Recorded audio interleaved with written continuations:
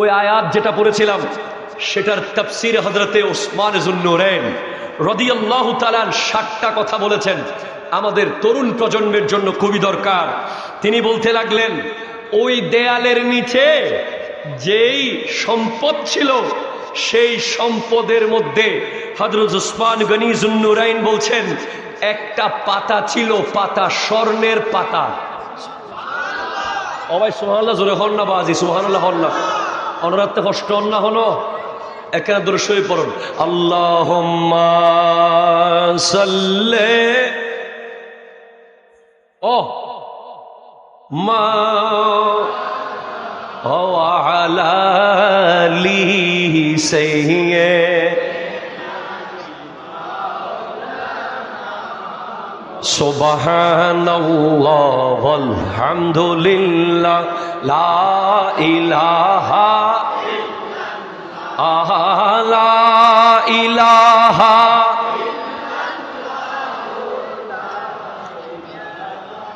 ইল্লাল্লাহ, জোরে সুবহানাল্লাহ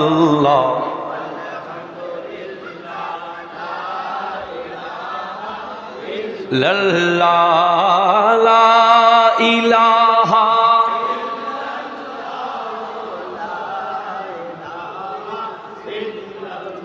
এক ভাই বলছে নাতে রসুল শুনতে চাই, নাতে রসুল শোনাবো ইনশাল্লাহ।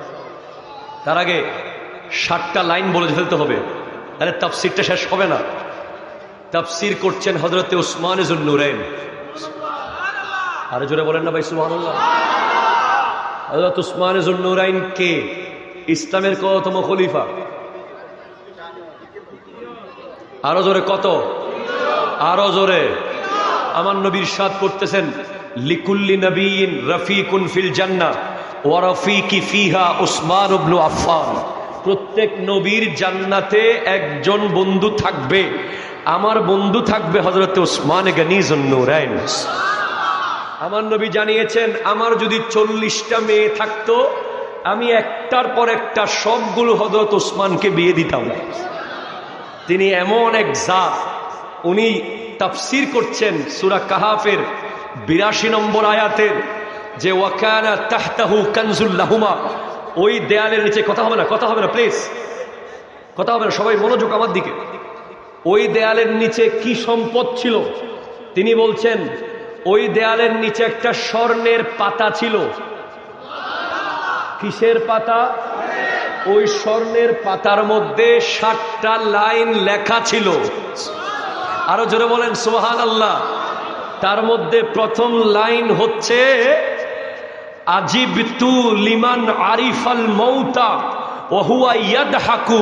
আয় হায় হায় হায়, বলছে আমি তাজ্জুব হচ্ছি, আমি অবাক হয়ে যাচ্ছি, একজন মানুষ মৃত্যুকে চিনে এর পরেও সে হাসে কিভাবে, সে হাসে কিভাবে। ওই বাবা তাদের সন্তানদের জন্য যে স্বর্ণের পাতা রেখে গেছেন ওই দেয়ালের নিচে, সেখানে 60টা লাইন লেখা। তার মধ্যে প্রথম লাইন আজিবতু আজিবতু লিমান আরিফাল মাউতা।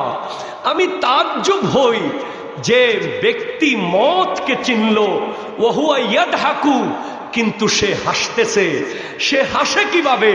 যে মৃত্যুর খবর জানে, যে জানে কাল তাকে চলে যেতে হবে, যে কবরস্থান চিনে, যে মানুষের লাশের সামনে রেখে জানাজা পড়েছে, যে মানুষকে কাফন পরাতে দেখেছে, যে মানুষকে দাফন করতে দেখেছে, সে কিভাবে হাসে।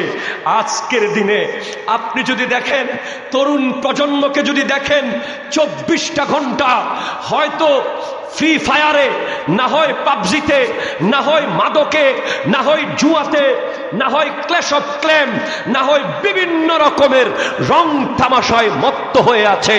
কথা বলেন ঠিক কিনা? কথা বলেন। তাহলে প্রথম লাইন কি ছিল?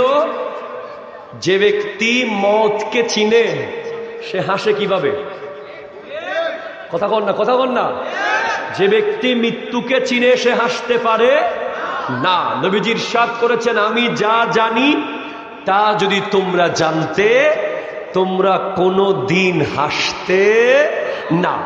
2 নম্বর লাইন, এরপর উনি বলছেন ওয়া আজিবতু লিমান আরিফাত দুনিয়া ফানিয়াতুন ওয়া হুয়া ইয়ারগাবু ফিহা। আমি তো আজীব তাজ্জুব হয়ে যাই, যে ব্যক্তি জানে যে দুনিয়াটা ফানা হয়ে যাবে, দুনিয়া থাকবে না, দুনিয়া ধ্বংস হয়ে যাবে, এরপরেও দুনিয়া কামায়। দুনিয়ার জন্য যে ব্যক্তি অবৈধ টাকা ইনকাম করে, মানুষের সম্পদ দখল করে, চুরি করে, ডাকাতি করে, অন্যায় করে, অত্যাচার করে, আপন ভাইয়ের সম্পদ দখল করে, শরীরের পাওয়ারে নিজের রক্তের ভাই বোনের সম্পদ জমি জামা একা খেয়ে ফেলে, ঠিক কিনা কথা জোরে বলে। বলছেন আমি তো আজব, আমি তো তাজ্জুব, আমি তো অবাক, যে জানলো যে দুনিয়া ফানা হয়ে যাবে এরপরও দুনিয়া করছে, আমি তাকে দেখে তাজ্জুব হয়ে যাই। 3 নম্বর লাইন বলে ও আজিবতু লিমান আরিফা আন্নাল উমুরা বিআকদারিন ওয়া হুয়া ইয়াগতামু লিল ফাউত। আল্লাহ, আমি তাজ্জুব, যে ব্যক্তি তার মাল হারিয়ে সারা দিন সেটা খুঁজতে পাগল হয়ে যাচ্ছে, অথচ তকদিরে লেখা যা আছে তাই তো হয়। তার মাল যে হারিয়ে যাবে সেটা তার নসিবে ছিল, কিন্তু মাল হারানোর পরে সে এখনো স্থির হতে পারে নাই, সে এখনো সবর করতে পারে নাই, সে এখনো হাই হুতাশ করছে। তাকে দেখে আমি তাজ্জুব হয়ে যাই। আমি খুব সংক্ষেপে বাকি 4টা বলি। এরপরে বলে আমি তো আশ্চর্য বোধ করি সে ব্যক্তির সম্পর্কে যে কেয়ামতের হিসাব সম্পর্কে জানা সত্ত্বেও মাল কামাচ্ছে, মাল পুঁজি করছে, মাদ্রাসায় দেয় না, মসজিদে দেয় না, এতিমকে দেয় না, গরিবকে দেয় না, মিসকিনকে দেয় না, আরো চাই, আরো চাই, আরো দাও করে ধপ করে একদিন পরে মরে যায়। যখন কিয়ামতের মাঠে দেখবে ড্রাইভার জান্নাতে চলে যাচ্ছে, মালিক জাহান্নামের রোডে দাঁড়িয়ে আছে, কিরে বেটা তুই কেমনে যাস, তুই তো আমার ড্রাইভার ছিলি। উত্তর দেবে ওই গাউসিয়া তৈয়বিয়া মাদ্রাসার উজুখানায় আমি একটা প্লাস্টিকের কল দিছিলাম উজু করার জন্য, ওই কল দিয়া যতদিন উজু করছে মানুষ আমার কবরে সওয়াব ঢুকছে, আপনি তো কোনোদিন খেয়াল করলেন না। আজ আপনাদের জন্য সুবর্ণ সুযোগ। এই মাদ্রাসা, এই মসজিদ, এই মাদ্রাসা, এই মসজিদ আমার হুজুর আল্লামা জসিমউদ্দিন আল আজহারি সাহেব কিবলা বলেছেন যে আপনি যদি মসজিদে এত বড় জায়গা দিতে নাও পারেন, চড়ুই পাখির বাসা পরিমাণ যদি দেন, ভাই চড়ুই পাখির বাসায় তো আর নামাজ পড়া যায় না, ঠিক কিনা কথা বলেন। চড়ুই পাখির বাসা তো একজন মুসল্লির বৃদ্ধ আঙ্গুলও রাখার জায়গা নাই, কিন্তু আমার আল্লাহ কত বড় দয়াবান। কেউ মসজিদে 100 বস্তা সিমেন্ট দেবে, কেউ 100 টন রড দেবে, কিন্তু ওই গরিব মিসকিন যে দুর্বল, যার মাত্র ডেলি 100 টাকা ইনকাম, সে মনে মনে বলবে আজ আমি তো মসজিদে দিতে পারছি না। আমার নবী কি চিন্তা করলেন দেখেন, আমার নবী কি ভাবলেন দেখেন। বলে তোমার 1 বস্তা সিমেন্ট দিতে হবে না, 1 বস্তা সিমেন্টের এক কোনায় যে অংশ থাকে সেটা দিয়ে চড়ুই পাখির বাসা পরিমাণ জায়গা যদি মসজিদে তুমি দিতে পারো, তোমার জন্য জান্নাতে একটা কামরা বরাদ্দ হয়ে যাবে। আরো জোরে।